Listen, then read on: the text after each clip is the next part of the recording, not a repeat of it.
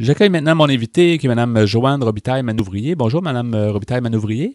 Oui, bonjour, Monsieur Bugeaud. Bonjour, bienvenue à notre émission Folie douce et on est content de vous avoir. Vous êtes l'auteur du livre Activer son pouvoir de guérison, en sous-titre, Découvrir le message du cancer et des autres maladies. C'est un livre qui nous a beaucoup, en tout cas, moi j'ai lu beaucoup avec beaucoup d'intérêt. J'aimerais ça que vous nous en parliez un petit peu en début d'entrevue. Ben écoutez, ce que j'ai vécu, c'est, j'appelle ça le 360 du cancer. En fait, j'ai perdu mon mari des suites d'un cancer en 1995 et c'était pour moi une union absolument formidable. J'ai malheureusement été prise dans un deuil prolongé et malgré mon désir de vivre, je suis restée dans une tristesse profonde qui, à un moment donné, après quelques années, s'est développée en un cancer du sein métastasé. En 2001, en fait, j'ai eu ce diagnostic, donc ça fait presque 10 ans maintenant. Et ce qui s'est passé, c'est que parallèlement aux soins de médecine classique que j'ai vécu, j'ai trouvé à l'intérieur de moi-même les ressources pour participer activement à ma guérison. Et cette guérison-là m'a menée à écrire le livre Activer son pouvoir de guérison pour témoigner de ce que j'avais compris, de ce qu'on peut faire intuitivement pour participer activement finalement au processus de guérison. Est-ce que, Mme Robitaille-Manouvrier, est-ce que vous étiez une personne assez bien branchée sur votre personne avant cette maladie-là, ou si vous aviez quand même, parce que vous semblez quelqu'un qui est à la lecture de votre livre, moi j'ai trouvé que vous étiez très à l'écoute de vous-même. Est-ce que ça a toujours été le cas, ou si vous êtes un peu devenu comme ça par la suite?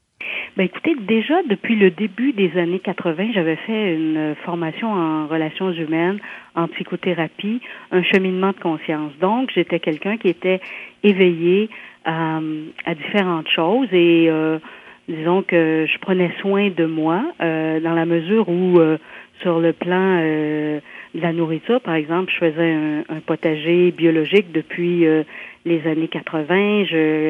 Je cultivais un grand potager. J'avais mes poulets de grains que j'élevais chaque année. Donc, je faisais attention. Je menais aussi une vie quand même agréable. Je vivais à la campagne, dans une oasis de paix, entourée de bons amis. J'avais une vie qui était, somme toute, satisfaisante, heureuse. J'avais 48 ans à ce moment-là. J'étais en parfaite santé. Donc, quand le cancer est arrivé dans ma vie, il a fallu que je me pose des questions parce que je pouvais pas me dire que c'était que ça me tombait du ciel ou que c'était une catastrophe que je pouvais pas comprendre. Il a fallu pour moi trouver d'où ça venait et surtout qu'est-ce que le cancer venait me dire, parce que j'avais l'intuition que c'était un message qui m'était envoyé pour comprendre quelque chose de ma réalité. Les gens, en général, je pense, ont tendance à dissocier tout ça, tu sais, à la lecture du livre, puis ça rejoint aussi ce que je pense, mais souvent, le corps, l'esprit, tout ça, c'est un tout, faut pas les prendre de façon séparée, puis je pense que vous l'expliquez bien aussi dans votre livre. Hein? Oui, puis je vous avoue que j'avais lu, au temps de la maladie de France, mon mari, j'avais lu un petit livre qui s'appelle Le cancer apprivoisé, qui a été écrit par un psychologue belge, Léon Renard. Et ce livre-là m'avait interpellée parce que ça disait que le cancer du sein droit chez une droitière révélait la présence d'un conflit émotif quand quelqu'un nous tenait à distance. Donc moi, je suis restée sur cette phrase-là et c'est bizarre parce que je l'avais comme un peu apprise par cœur.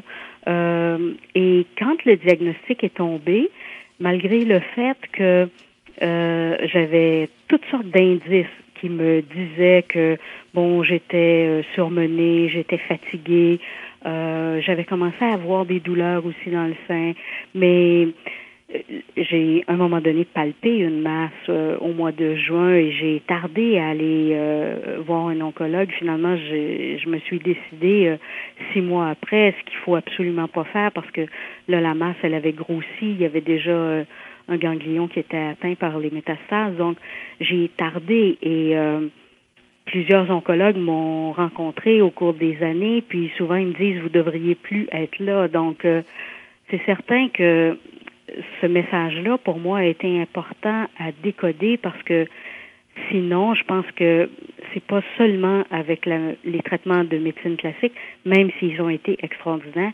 que j'aurais pu nécessairement m'en sortir.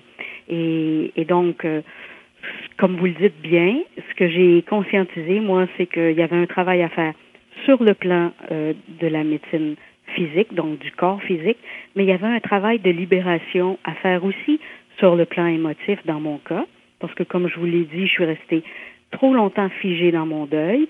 Donc ça, à un moment donné, ça épuise et ce que ça fait aussi, c'est ça génère une absence de joie. Et quand on est éloigné de sa joie naturelle, on participe plus à sa vie de la même manière. Donc, on est un peu sur le pilote automatique et puis on refait les mêmes choses, on poursuit sa vie, on continue d'être actif sur le plan professionnel, puis dans notre vie de tous les jours avec nos amis, avec notre famille, mais il y a quelque chose à l'intérieur de nous qui est plus connecté avec la réalité puis avec le moment présent. Et donc ça a été très important pour moi de pouvoir faire ce ménage, ce grand ménage intérieur sur le plan de la psychothérapie et enfin sur le plan spirituel, participer à ma guérison en me créant des méditations de guérison, en commençant à visualiser aussi, ce qui maintenant est même enseigné dans les hôpitaux. Et ça, c'est formidable parce que ce que j'ai vécu, dans le fond, était un peu précurseur, mais ouvrait la porte à quelque chose de plus vaste, une médecine intégrative maintenant qu'on appelle, et qui prend la globalité de l'être dans la guérison.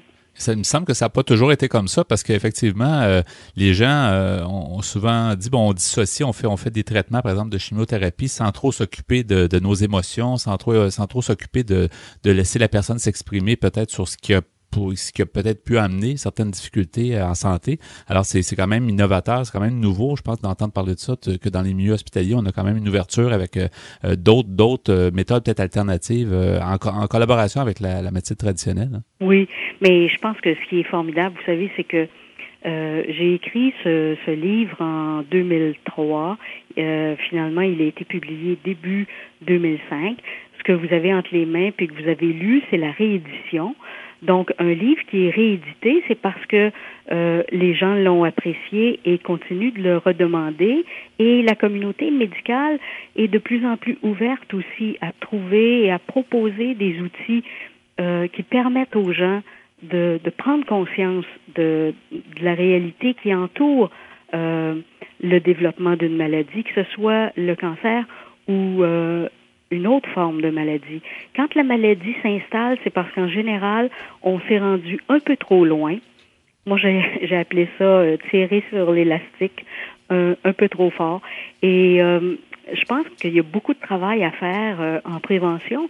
On sait toujours la zone de confort. Qu'est-ce que c'est notre zone de confort? Dans quoi on se sent heureux? Parce que c'est ça l'équilibre, dans le fond, qui permet de vivre en santé. C'est de trouver sa zone de confort et puis d'accepter de dire non quand on sent que c'est trop. Accepter aussi de ne pas dépasser certaines limites. Et puis dans le monde souvent désabusé, déshumanisé dans lequel on vit, mais c'est comme s'il y avait plus de limites possibles.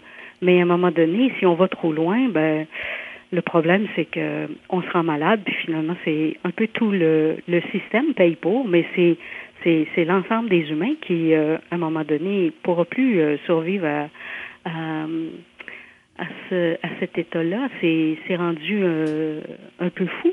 Oui. Absolument. J'aimerais savoir, parce que ce qui est très important quand on a un problème comme ça, souvent on fait une introspection, puis on essaie de voir un peu comment on vit, on essaie de voir de se poser un peu des questions, mais comment on fait pour faire un ménage? Parce qu'il y a des émotions, normalement, ce qu'on n'exprime pas s'imprime. Moi, j'avais entendu ça, je sais pas de qui ça vient, mais c'est un peu le cas. Alors, comment on fait pour tenter de se refaire un peu ou de se refaire finalement une vie plus à l'image de ce que ça devrait être et non pas ce qu'on a comme problématique? pratique, là? Oui, bien, voyez-vous, moi, ce que j'ai créé, qui m'a été demandé, ça s'appelle les ateliers Guérir sa vie. Et j'ai commencé à enseigner, justement, ce que j'ai appris. Je me suis fiée sur la démarche intérieure que je me suis auto-créée, si vous voulez. Oui. Et j'enseigne cette approche-là, justement pour permettre aux gens de faire ce travail de conscience.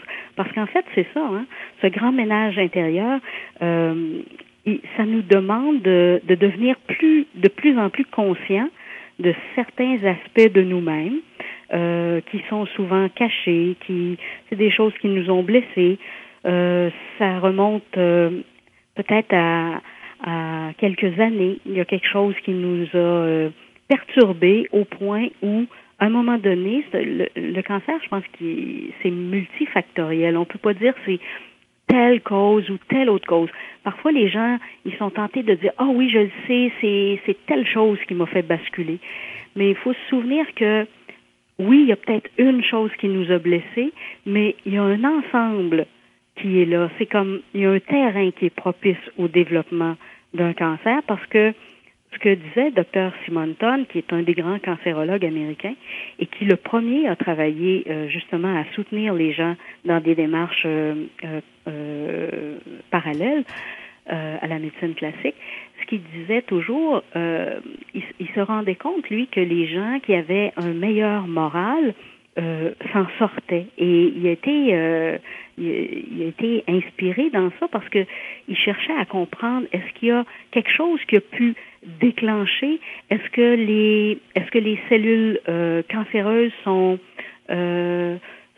fortes ou bien si elles sont faibles et désorganisées.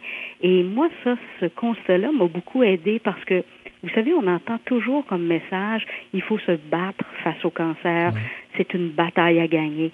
Et pour moi, ça n'a jamais été une bataille ni un combat, ça a toujours été une réalité à comprendre et à dépasser.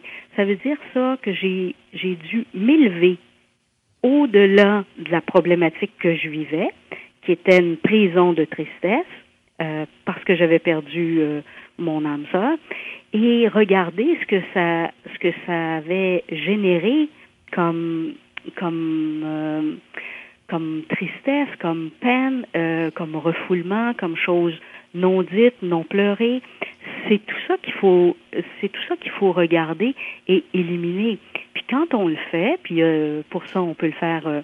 Je vous ai parlé des ateliers que j'anime, mais il y a des thérapeutes aussi maintenant, il y a des psycho-oncologues qui sont rattachés dans les grands hôpitaux qui peuvent permettre aux gens de faire ce travail intérieur. C'est un travail de conscience, de libération aussi. Et à partir du moment où on se libère, on peut entrer dans une autre perspective de vie et rebâtir sa vie dans une certaine mesure. Oui. Choisir de vivre aussi. Accepter la réalité telle qu'elle est. Ne pas avoir peur de mourir parce que, en fait, quand on a peur de mourir puis qu'on prend le cancer comme un combat, ben ça devient un ennemi et on renforce cet ennemi-là. Oui. Alors que quand on accepte la réalité, c'est une forme de lâcher prise. Oui. Merci beaucoup, Mme Robitaille Manouvrier. C'est fort intéressant. Les gens qui veulent en savoir plus, justement, votre livre s'intitule « Activer son pouvoir de guérison » aux éditions Publistar. Alors, absolument. Puis, on peut avoir d'autres renseignements aussi en allant sur une page web que j'ai qui s'appelle guérirsavie.com. Excellent. Merci beaucoup de votre témoignage. C'est fort intéressant. Puis, bonne santé. En tout cas, ça se passe bien pour vous. Alors, c'est une bonne nouvelle. Finalement, toute cette étape-là a été quand même très... ça vous a fait grandir, j'imagine aussi. Là. Absolument. J'appelle ça une renaissance dans une certaine mesure. Et puis... même si ça a été une période qui a été bien difficile, c'est quand même une période qui m'a permis de revivre. Et puis, je souhaite à tous, je pense qu'on a tous ce potentiel-là à l'intérieur de nous. Il suffit d'avoir le courage de s'y mettre et puis la sincérité envers nous-mêmes. Merci beaucoup. Bonne journée. Merci beaucoup. Bonne journée à vous. Au revoir.